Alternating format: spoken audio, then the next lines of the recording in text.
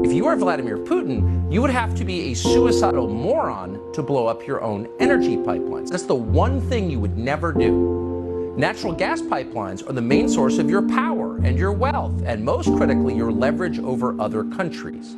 Europe needs your energy, now more than ever with winter approaching. If you can't deliver that energy, then countries like Germany have no need to pay attention to what you want. You're in the middle of a war, an all-hands-on-deck war, so you need all the leverage you can get. Under these circumstances, there is no chance you would blow up Nord Stream 1 or 2. Not now, obviously. In fact, it's so obvious that even our famously dim Secretary of State, Tony Blinken, seemed to acknowledge it. Sabotaging Nord Stream, he said today, is, quote, clearly in no one's interest. Right, but really only half right. It is true that blowing up Nord Stream does not help Vladimir Putin. He would not do that. Why would he? But that doesn't mean that other countries wouldn't consider doing it. They would consider it, and we know they have considered it because at least one of them has said so in public. In early February, less than 3 weeks before the war in Ukraine began, Joe Biden suggested on camera that he might take out these pipelines. Watch. If Russia invades, that means tanks or troops crossing the border of Ukraine again. Then there will be no longer a Nord Stream 2. We will bring an end to it. How will you do that exactly? Since the project and control of the project is within Germany's control. We will, I promise you, we'll be able to do it. Notice how he phrased that. And he's the president. Doesn't phrase things by accident, particularly when he's reading off cards. He didn't say, I will pause the delivery of gas from Russia to Germany. He said, there won't be a Nord Stream 2. We'll put an end to it. We'll take it out. We'll blow it up. How will you do this? He was asked. I promise you we will be able to do it. They thought this through. And yet those watching, very much including us, didn't take Biden seriously when he said it. This is the president who has declared climate change the most pressing emergency in the history of the world. This is the man who lectures you about using a wood stove or driving an SUV because of its emissions. This is the guy who spent billions trying to mitigate cow flatulence because methane. Would that guy really blow up a methane pipeline in the middle of the Baltic Sea? It was hard to imagine. That would be an unimaginably reckless act. That'd be the kind of thing you would do if you wanted to start a nuclear war. It would be insane. And yet, in retrospect, it's obvious they were thinking about this because Joe Biden wasn't the only person to suggest it. Toria Nuland at the State Department said pretty much the very same thing. Nuland is a lifelong war cheerleader. She worked to bring about the Iraq invasion, never apologized, kept going. She helped engineer the coup that overthrew the Ukrainian government some years back. So clearly she's capable of anything. But environmental terrorism, even for Toria Nuland, that seemed too much, too extreme. And yet here she is in January. With regard to Nord Stream 2, we continue to have very strong and clear conversations with our German allies, and I want to be clear with you today. If Russia invades Ukraine, one way or another, Nord Stream 2 will not move forward.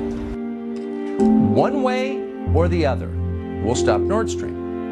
Now, looking back, those words seem chilling 8 months later as natural gas pours into the Baltic Sea and into the atmosphere. So you have to ask, could the Biden administration really do something like this? We can't say for sure. We don't know for sure. We can tell you that close allies of the Biden White House believe they certainly did do it. Radek Sikorski is a Polish politician. He's chairman of the EU-USA delegation in the European Parliament. He's connected. He's also the husband of regime stenographer Anne Applebaum of The Atlantic magazine.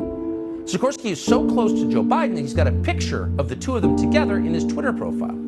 So when the pipelines blew up, Sikorski responded immediately, and here's what he wrote. Thank you, USA. So once again, did the Biden administration really do this? It's hard to believe. Given that it's an atrocity, it's effectively an act of terrorism, we don't want to make that accusation. But we should tell you that, maybe not coincidentally, today a brand new pipeline was unveiled. A pipeline that carries non-Russian natural gas in roughly the same area as Nord Streams 1 and 2. This is called the Baltic Pipe. It was inaugurated in Poland. It will carry natural gas from Norway through Denmark to Poland and other countries nearby. And it's likely to do very well, since now it has less competition. Making sense? What does the White House say about this? How are they accounting for what happened today? Well, they're not exactly enthusiastically denying responsibility for it. Instead, they're looking at the upside. Here's the president's publicist noting that the destruction of yet another energy pipeline is yet another opportunity for you to buy an electric car. As you all know, these pipelines weren't pumping gas into Europe at this time. NS2 was never operational, as you guys know. NS1 has not been operational for weeks because Putin has weaponized energy, and we have said this many times before. This just drives home the importance of our efforts to work together to get alternative gas supplies to Europe and to support efforts to reduce gas consumption and accelerate true energy independence by moving to clean energy economy. Oh, moving to clean energy, say the people who very may well be responsible for letting methane into the Baltic Sea and into the atmosphere at a scale that most people can't imagine. The people lecturing you about your SUV may have blown up a natural gas pipeline and created one of the great catastrophes of our time in its effect on the environment. If they did this, this will be one of the craziest, most destructive things any American administration has ever done. But it would also be totally consistent with what they do. What do? They destroy. These people build nothing, not one thing. Instead, they tear down and they desecrate, from historic statues to the Constitution to energy infrastructure. And no one in Congress is trying to stop any of it. They're just preparing for the inevitable fallout. Tonight, the Senate just advanced a spending bill with $35 million for the Department of Energy to, quote, prepare for and respond to potential nuclear and radiological incidents in Ukraine. What? The spending bill also brings the total U.S. expenditure on Ukraine, the war, but also funding its government and energy for Ukraine, to $67 billion on the eve of what could be a massive economic disruption. Here to our economy, $67 billion. How much is that? Well, it's more than Russia's entire military budget last year. And Congress is expected to fully pass the bill later this week, with Republicans nodding along like the zombies they are. What will be the effect of this? Every action has a reaction, equal and opposite. Blow up the Nord Stream pipelines?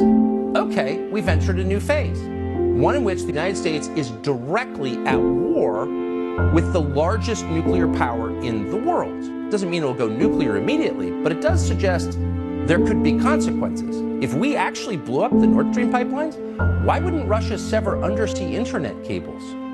What would happen if they did that? What would happen if banks in London couldn't communicate with banks in New York? Just that one piece of it, leaving aside its potential effects on our power grid. But let's just say the banks couldn't communicate with each other for one day. What would the economic effect of that be?